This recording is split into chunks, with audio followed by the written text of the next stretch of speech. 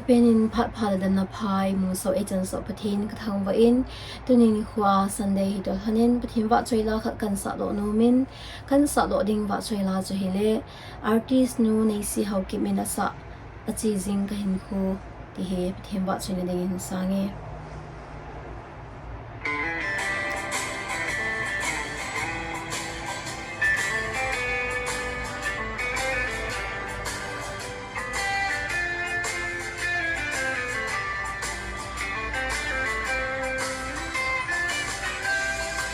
achi jing kahinkho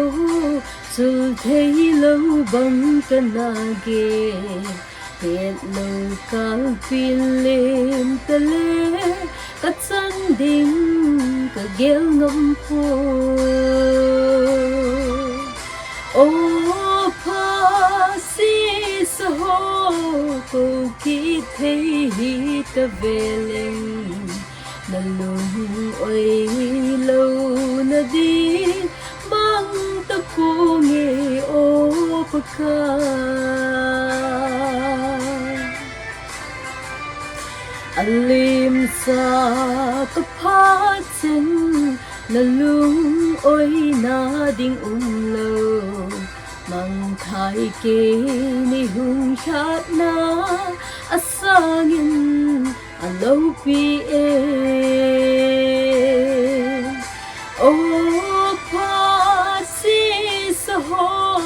koukit thei hita leng na lung lâu na đi mang ponge o Pakai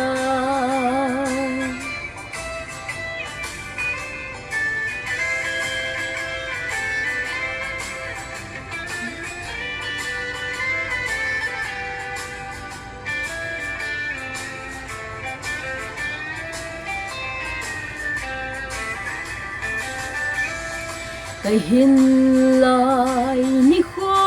hi manthem na din tha neipen changlha lo zenin ke nei bok zingin na anga o pha sa ho koukit thei hita leng na lung oi lâu na đi mang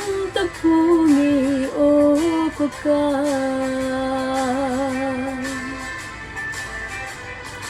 na lagaw da lang ting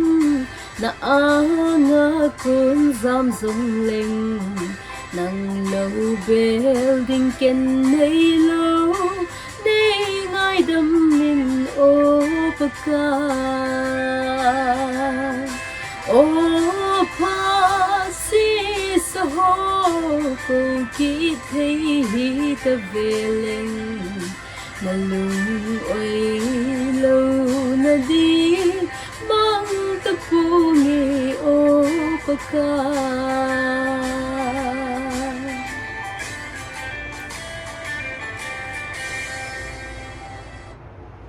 ba choilai sa do pathin bun chawa ding in phat thei bo pi tau hen